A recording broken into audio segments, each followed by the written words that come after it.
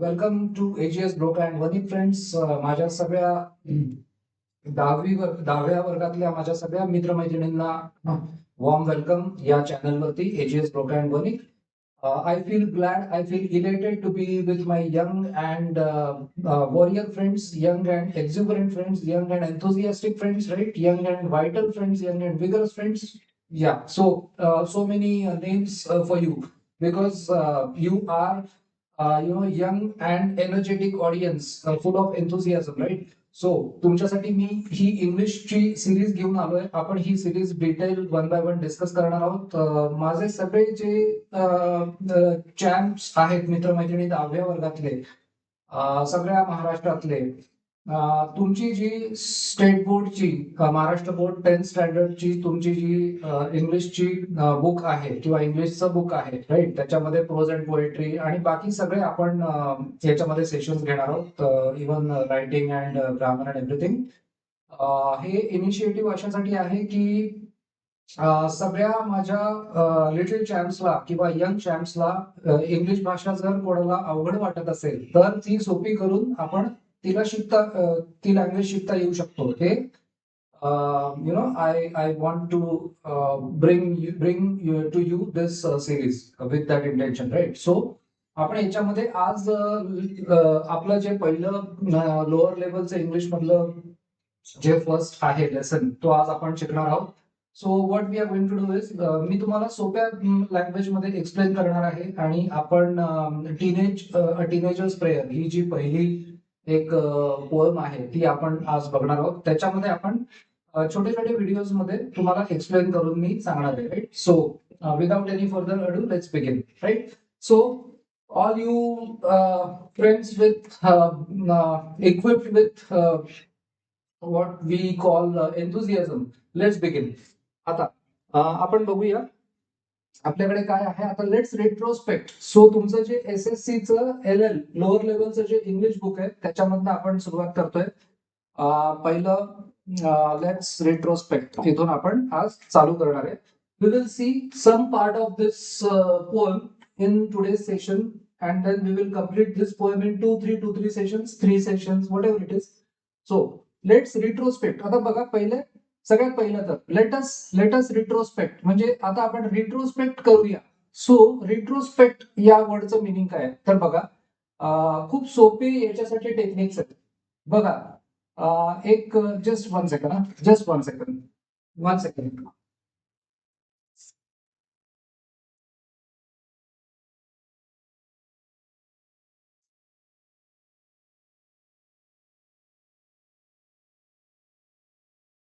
Yes, retrospect. So I back. या आता हे जे बरेचसे वर्ड्स आहेत ना, वोकॅब्युलरी ही अगदी सोपी असते बघा, ही एकदम सोपी असते.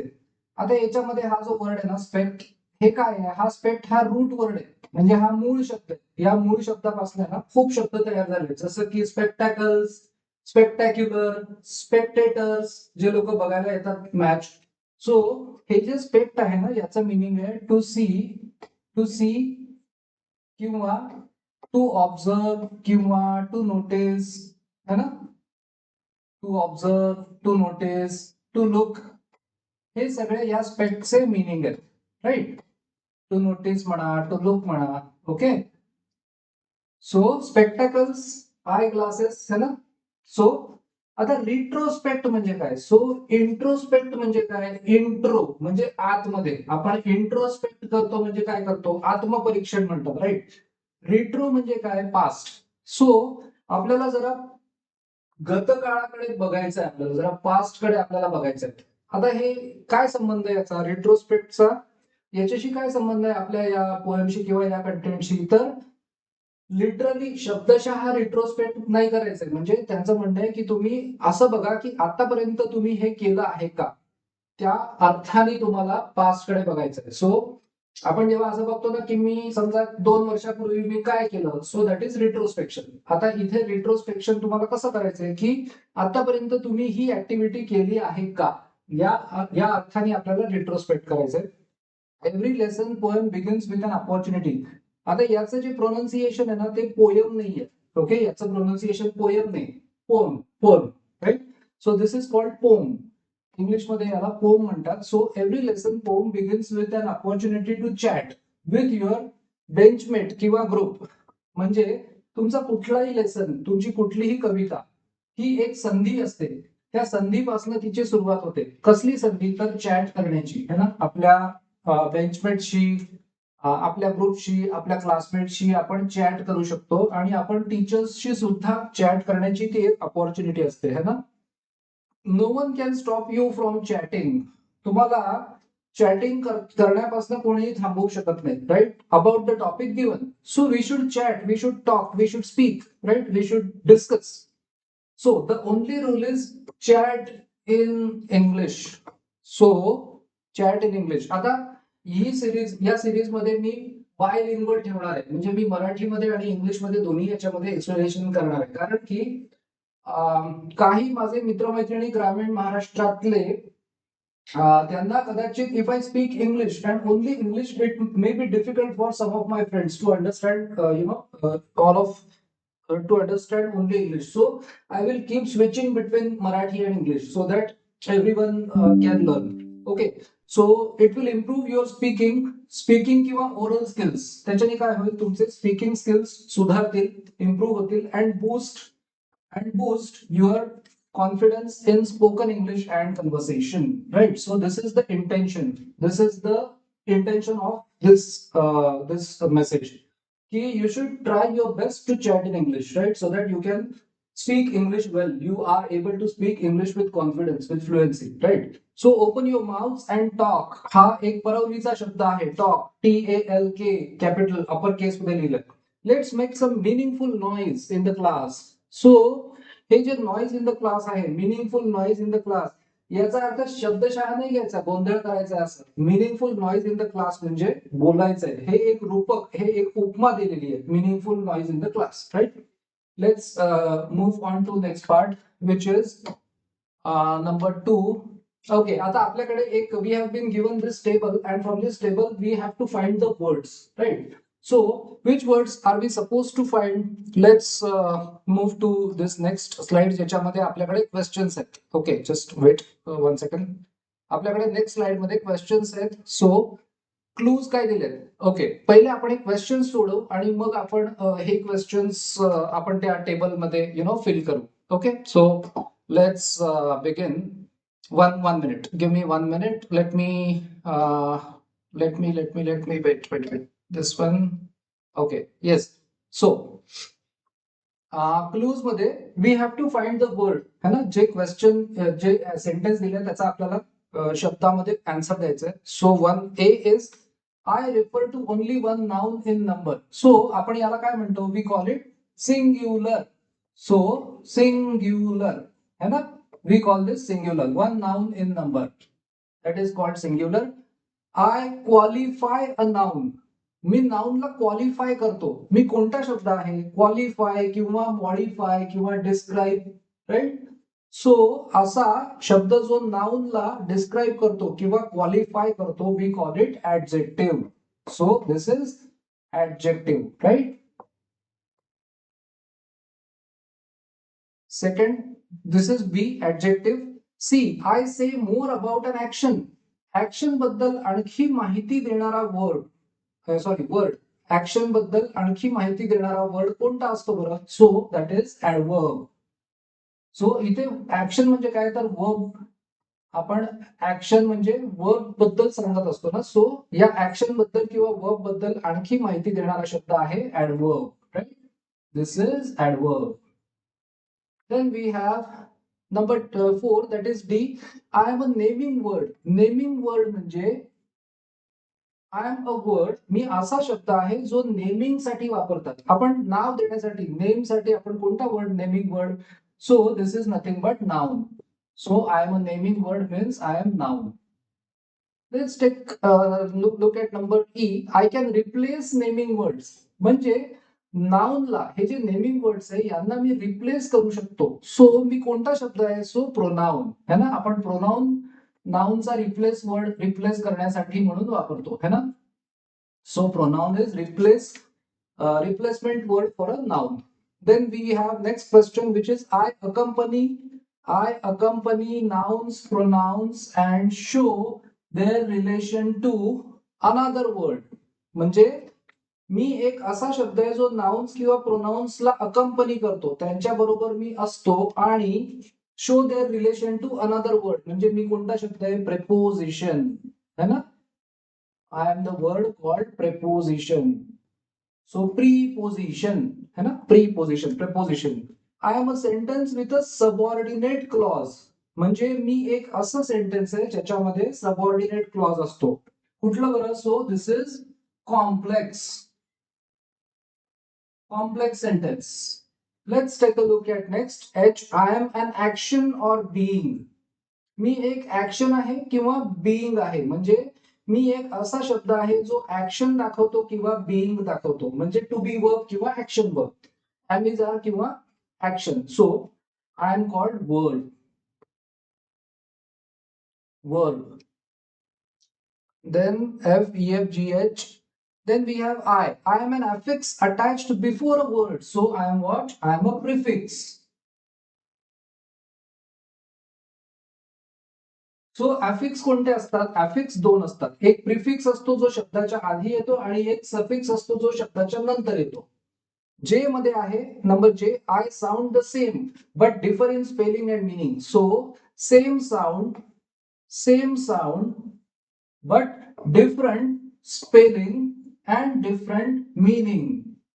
सो असा कोणता शब्द आहे? दॅट इज कॉल्ड होमोफोन है ना. This is homophone. Then we have next, which is I am a word having nearly the same meaning. Nearly the same meaning is synonym. काय शब्द आहे? Synonym.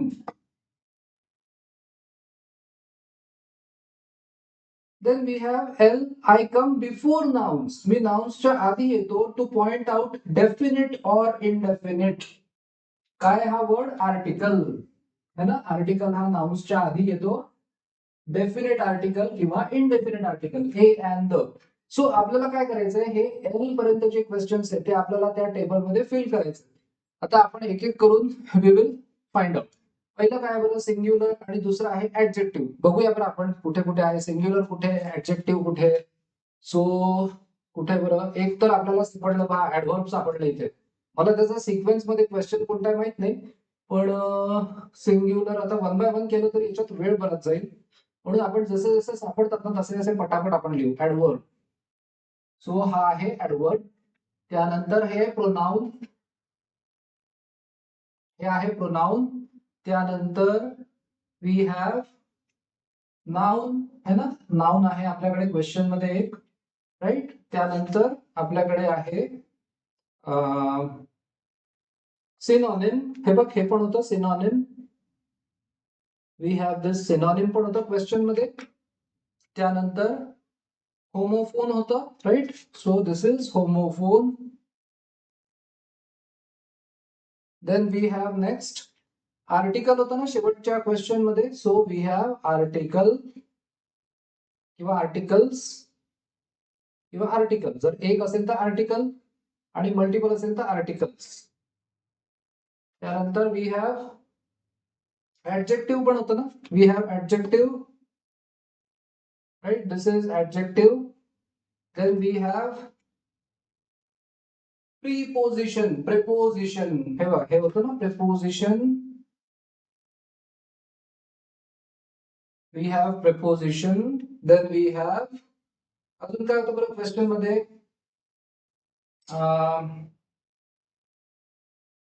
What else, what else, what else. Okay, complex होतं ना एक, की I have a subordinate clause. So complex.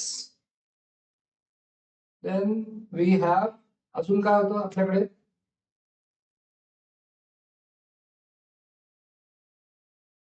Okay, so I guess आपण सगळे question solve केलेत. लेट्स सी, केलेत का बघूया बरं. सिंग्युलर केलं, ऍडजेक्टिव्ह केलं, ऍडवर्ब केलं. सिंग्युलर केलं. सिंग्युलर केलंय का? आय थिंक कुठेतरी सिंग्युलर आहे याच्यात. Singular, where is singular? हा, हे पहा सिंग्युलर. हे पहिलंच सिंग्युलर. सेकंड क्वेश्चन होता ऍडजेक्टिव्ह. सो ऍडजेक्टिव्ह पण आपण केलं. हा झाला 1, question 1.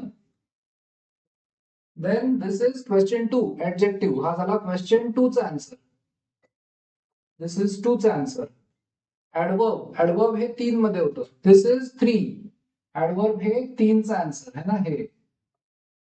This is answer number 3. अजून काय बरं आपल्याकडे बघूया. सो पहिले 3 झाले. त्यानंतर चौथं डी, नाउन आणि प्रोनाउन. चौथं आणि पाचवं नाउन आणि प्रोनाउन. सो नाउन आणि प्रोनाउन. आपण नाउन पण मार्क केलं याच्यात. Yes, noun. हे बघा इथे नाउन. हे बघा हे प्रोनाउन. सो दिस इज पहिलं तर noun, NOUN.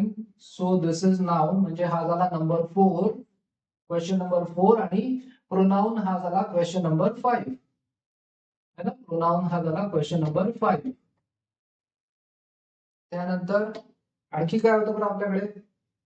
I accompany nouns, pronouns and show their relation to another word. Preposition mark केलं, कॉम्प्लेक्स पण मार्क केलं. प्रिपोजिशन आणि कॉम्प्लेक्स. सो F6 आणि 7 पण केलं. 6 आणि 7 प्रिपोजिशन आणि कॉम्प्लेक्स. प्रिपोजिशन कुठे गेलं हे प्रिपोजिशन. सो दिस इज 6 है ना. 6 आणि कॉम्प्लेक्स हे 7. त्यानंतर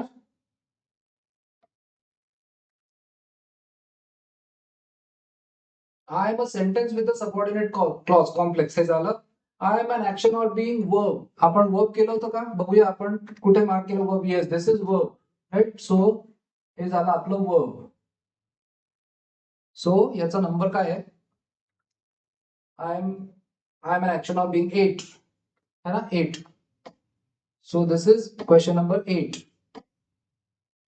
म्हणजे कुठला आहे हा verb. So this is question number 8, VERB verb. हा झाला 8. त्यानंतर काय बरं आपल्याकडे नेक्स्ट आहे I am an affix attached before a word. Prefix बघूया बरं, प्रिफिक्स कुठे आहे. Prefix, prefix. Where is prefix. Do we have prefix mark here somewhere. I think आपण केलंय कुठेतरी. Let me see where we have marked it. कुठे गेलं बरं prefix. See this is prefix, इकडे आहे. आपण नव्हतं केलंय है ना प्रीफिक्स. सो प्रीफिक्स कितवा क्वेश्चन आहे आपला. प्रीफिक्स आहे 9th, question number 9. Prefix is question number 9. This is 9. हा prefix. Then we have next we have is I sound the same but differ in spelling and meaning. So 10. Homophone is number 10. कुठे आपण केलंय homophone we have marked. Homophone is number 10. Homophone. Where is homophone? We have marked it somewhere. I still remember. HOMONE. Homophone. Yes, this is homophone. So this is number 10. Right. This is number 10.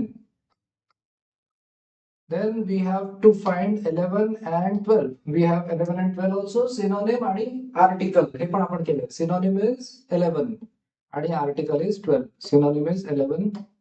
Synonym is 11 and article is 12. So article, I saw it somewhere. Synonym is कुठे गेलं. Synonym आपण केलंय mark. Synonym is 11. And article is, this is article, right? So this is 12. This is 12. So we solved these questions, right? Now let's move to the poem. Let's move to the poem that we have, which is A Teenager's Prayer.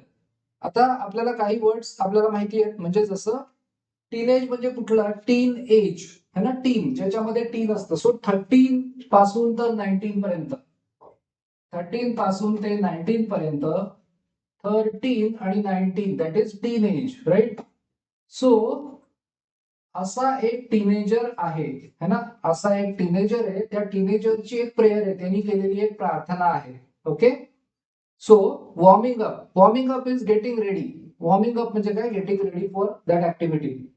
एक्सरसाइजच्या आधी warm up करतो ना. So chitchat आहे याच्यात, थोडंफार conversation आहे, थोड्या गप्पा मारल्यात आपल्याशी ऑथरनी, right. So number 1 is form groups of 5 to 6. 5 ते 6 जणांचा ग्रुप बनवायचा आणि डिस्कस करायचा आहे. Okay, give a rating of 1 to 5 to each of the following. All right. When you have to take important decisions, तुम्हाला जेव्हा इम्पॉर्टंट डिसिजन्स तुम्हाला घ्यायचे असतात, what do you generally do, तर तेव्हा तुम्ही काय करता. आता काही क्वेश्चन्स विचारलेत, हे क्वेश्चन्स आपण घेऊया नंतर. हे इतके म्हणजे हे नाही, तुम्हाला जर का असं वाटलं की याचे आन्सर्स हवेत तर कमेंटमध्ये सांगा, आपण ते घेऊ पुढे. पहिलं ए आहे कन्सल्ट पेरेंट्स एल्डर्स. तुम्ही पेरेंट्सला विचारता, एल्डर्सला विचारता किंवा कॉन्टॅक्ट फ्रेंड्स फॉर ऍडवाइस. मित्रांकडनं तुम्ही सल्ला घेता. प्रे टू गॉड, देवाला प्रार्थना करता का गायडन्स साठी. थिंक डीपली इन सायलेन्स, शांत राहून तुम्ही विचार करता का, डीप थिंकिंग करता का. किंवा आस्क युअर टीचर, तुम्ही तुमच्या टीचरकडे हेल्प मागता का. Toss a coin to decide, heads आलं तर मी हे करीन, टेल्स आलं तर ते करीन, असं तुम्ही करता का. हे आन्सर द्यायचंय आणि त्याचं रेटिंग तुम्हाला द्यायचंय 1 to whatever it is, 1 to 5. Sorry, you give rating of 1 to 5. So next is question number 2.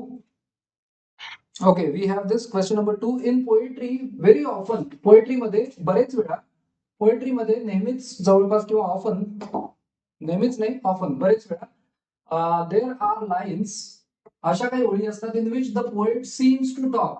पोएट्रीमध्ये जो कवी असतो किंवा जी पोएटेस असते, seems to talk directly to an absent person, अशा कोणाशी तरी बोलत असते किंवा असतो की जो तिथे नाहीये, राईट. सो असा कोणीतरी जो ऍबसेंट आहे, अशा व्यक्तीशी किंवा काहीतरी त्या शक्तीशी किंवा संकल्पनेशी किंवा गोष्टीशी कवी बोलत असतो किंवा असते, that is an abstract idea. एखाद्या ऍबस्ट्रॅक्ट आयडियाशी सुद्धा बोलत असेल. ऍबस्ट्रॅक्ट म्हणजे काय, तर ऍबस्ट्रॅक्ट म्हणजे असं काहीतरी की जे आपण ज्याच्याबद्दल फक्त विचार करू शकतो, दॅट इज कॉल्ड ऍबस्ट्रॅक्ट. म्हणजे आता जसं हा जो बोर्ड आहे याला फिजिकल एक्झिस्टन्स आहे ना, हा बोर्ड फिजिकली इथे आहे, राईट. सो ऍबस्ट्रॅक्ट काय असतं, तर ऍबस्ट्रॅक्ट हे फिजिकल एक्झिस्टन्स त्याला नसतं, आपण त्याच्याविषयी फक्त विचार करू शकतो, दॅट इज ऍबस्ट्रॅक्ट आयडिया. म्हणजे we can only feel, we can only think about it or we can feel it, is called abstract idea. So abstract nouns आपण जे बघितले होते. सो अशा ऍबसेंट व्यक्तीशी किंवा ऍबस्ट्रॅक्ट आयडियाशी किंवा एखाद्या वस्तूशी जे की तिथे नाहीये, ऑथर जर का बोलत असेल तर असं पोएट्रीमध्ये बरेच वेळा असतं. आणि सच अ टॅक्टिक किंवा डिव्हाइस, अशा डिव्हाइसला म्हणजे पोएट्रीमध्ये डिव्हाइसेस असतात. सो डिव्हाइसला किंवा टॅक्टिकला काय म्हणतात, use by the poet is the figure of speech. याला फिगर ऑफ स्पीच कोणती म्हणतात, ऍपोस्ट्रोफी, है ना, ऍपोस्ट्रोफी, राईट. सो पुढे आपल्याकडे काय आहे बघूया. Let's okay, 7 for example, twinkle twinkle little star किंवा death where is thy sting किंवा O caveman I wish I could live with you. So now complete the following creating examples of apostrophe of your own. आता मी काय केलंय तुमच्यासाठी, मी काही असे माझ्याकडनं काही असे अपोस्ट्रोफी लिहिलेत. ओके, सो आता लाईफ, तो लाईफ म्हणजे काही असं काही व्यक्ती अशी नाहीये ना, लाईफ ही एक कन्सेप्ट आहे, राईट. लाईफ हे ऍबस्ट्रॅक्ट आहे. सो आपण असं ऍबस्ट्रॅक्ट म्हणजे आपण लाईफ असं नाही दाखवू शकत की हे लाईफ आहे, हे लाईफ आहे. सो लाईफ इज ऍबस्ट्रॅक्ट, कारण की आपण लाईफ म्हटलं की त्याचा विचार करू शकतो, की लाईफ म्हटलं की काय येतं माझ्या डोळ्यापुढे. So we can only think about it, we can live it. So O life काय लिहू शकतो. So I have written for this, I have written this for you. मी पुढे लिहिलेलं आहे, complete the following creating examples of apostrophe. So आता इथे author लाईफशी बोलतोय. O life how mysterious you are, म्हणजे ऑथर इकडे जणू काही जीवनाला म्हणतोय की तू किती मिस्टेरियस आहेस, तू किती गूढ आहेस, है ना. मिस्टेरियस म्हणजे काय, गूढ. तू किती गूढ आहेस. विल आय एव्हर फॅदम, फॅदम म्हणजे मला कळेल का, मला अंडरस्टँड करता येईल का की तू किती गूढ आहेस, तू किती मिस्टेरियस आहेस. सो हे लाईफला म्हणतोय. सो हे मी तुमच्यासाठी लिहिलंय, राईट. सो तुम्हाला याच्यामध्ये काही डाऊट्स असले तर कमेंटमध्ये विचार नंतर. त्यानंतर बी मध्ये काय आहे, बी मध्ये मी लिहिलंय फॉर एक्झाम्पल डिअर गॉड. आता गॉड शी ऑथर बोलतोय, प्लीज ब्लेस अस, आम्हाला आशीर्वाद दे. काय काय दे आम्हाला आशीर्वाद म्हणजे काय? All with empathy.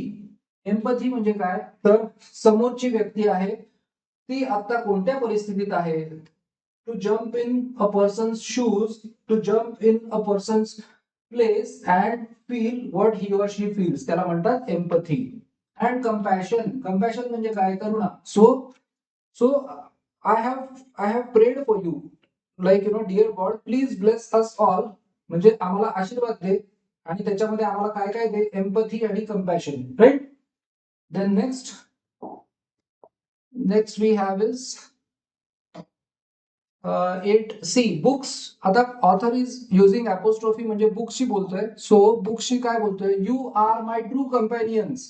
पुस्तकांना आपण म्हणतोय. सो आता याच्यामध्ये मी काय लिहिलंय की यू आर माय ट्रू कंपॅनियन्स म्हणजे तुम्ही माझे खरे मित्र आहात. कंपॅनियन्स, राईट, मित्र आहात.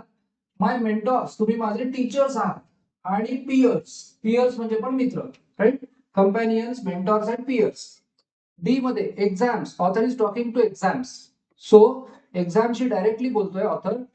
तर आपण काय म्हणू शकतो? आय विश, माझी अशी इच्छा आहे की you would be a little bit किंवा you would be a bit lenient with me. Lenient म्हणजे काय? तर खूप कठीण नसेल, परीक्षा खूप कठीण नसेल असं. आपण म्हणतो ना की समजा तुमचे काही टीचर्स असतात, तुमचे काही टीचर्स खूप स्ट्रिक्ट असतात आणि तुमचे काही टीचर्स लिनियंट असतात. म्हणजे काय? ते सौम्य असतात. शिक्षा जरी केली तरी एकदम लिनियंट करतील, किंवा तुम्हाला जरा थोडस रागावले जरी तरी लिनियंट करतील. मार्क्स देण्यामध्ये सुद्धा लिनियंट असतील. सो जणू काही आपण एक्झामला म्हणतोय I wish you would be a bit lenient with मी. फार कठीण परीक्षा येऊ नये असं. म्हणजे परीक्षेला म्हणतोय तू फार कठीण नको येऊस, है ना. Okay. Oh you beautiful sky. आता स्कायशी बोलतोय ऑथर. तर मग काय म्हणू शकतो? स्कायला ऑथर जणू काय आपण म्हणतोय अन एम्प्टीनेस. सगळं मोकळं आहे ना आकाश. An emptiness in which I want to fly. मला आकाशात, है ना, आकाशामध्ये उडायचंय, मला आकाशामध्ये भरारी घ्यायची आहे असं. So apostrophe in punctuation and apostrophe as a figure of speech, याच्यामध्ये काय फरक आहे? So apostrophe in punctuation, apostrophe in punctuation मध्ये काय असतं? आपण एकतर म्हणू शकतो की पोझिशन दाखवण्यासाठी, है ना, पोझिशन मध्ये. सो जेव्हा आपण म्हणतो पोझिशन मध्ये, समजा एखादा मुलगा आहे, त्याचं नाव आहे सपोज अरविंद. सो अरविंद, आपण म्हटलं अरविंद लॅपटॉप म्हणजे पोझिशन. पोझिशन म्हणजे काय? कोणाची मालकी आहे ते. सो हा लॅपटॉप कोणाच्या मालकीचा आहे? अरविंदचा. म्हणून आपण याच्यानंतर अपोस्ट्रोफी देतो, बरोबर. 1. त्यानंतर आता इथे एक असू शकतं की स्टुडंट्स, क्लास, स्टुडंट्स क्लास. आता इथे बघा, स्टुडंटचं प्लुरल काय आहे? स्टुडंट्स आहे. सो अनेक स्टुडंट्स साठी जर असेल तर इथे अपोस्ट्रोफी द्यायचं. अनेक विद्यार्थ्यांसाठी क्लास.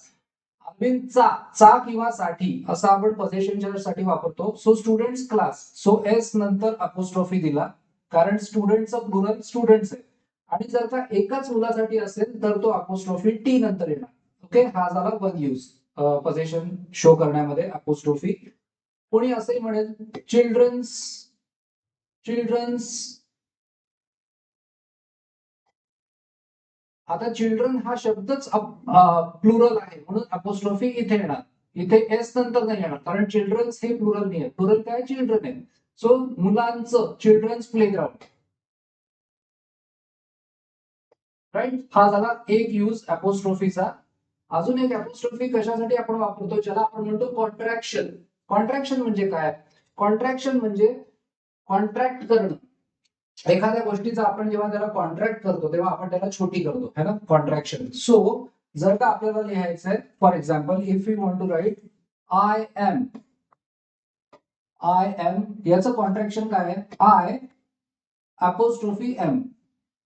सो याच्यासाठी पण अपोस्ट्रोफी वापरतात. म्हणजे कॉन्ट्रॅक्शन साठी आणि पोझिशन अशा दोन गोष्टींसाठी अपोस्ट्रोफी यूज करतात. आय एम, यू आर, आपण याला कसं करतो? याला आपण लिहितो you are, YOU apostrophe RER, right. आता I we you they he she it साठी हा रूल आहे. पण I we you they he she साठी हाय, पण इट साठी रूल काय आहे, जेव्हा तुम्ही इट्स, इट इज म्हणजे it's, right. So I we you they he she it, it is. आणि जर का त्याचं असं म्हणायचं असेल इट्स, तर तुम्ही अपोस्ट्रोफी देत नाही. म्हणजे टेबलसाठी जर तुम्ही म्हटलं तर त्याचं म्हणजे इट्स, किंवा निर्जीव वस्तूसाठी म्हटलं तर इट्स. सो इथे अपोस्ट्रोफी द्यायचा नाही. जिथे इट इज म्हणायचंय तिथे अपोस्ट्रोफी. सो या दोन पद्धतीने आपण पंक्च्युएशन मध्ये अपोस्ट्रोफी यूज करतो. आणि हे फिगर ऑफ स्पीच आपण जे आता अपोस्ट्रोफ बघितलं, की तिथे नसलेल्या व्यक्तीशी किंवा ऍबस्ट्रॅक्ट आयडियाशी किंवा एखाद्या गोष्टीशी जेव्हा पोएट बोलतो किंवा बोलते poetics, that is called apostrophe. So पुढे बघूया. मी खूप डिटेलमध्ये हे सांगणार आहे, बिकॉज कोणाला जर का समजायला प्रॉब्लेम होत असेल तर त्यांना व्यवस्थित कळावं म्हणून. ओके. सो आता आपण काय करूया. I have decided that I will keep the video small, है ना. So in the next video I will discuss with you, I will explain this poem to you in detail, in depth, right. आणि मग आपण ती पहिले समजून घेऊ आणि पुढचे प्रश्न सोडवू. So keep joining the session. I feel glad to be to be able to bring to you this series. So keep watching, notes लिहा आणि happy learning. Thank you so much.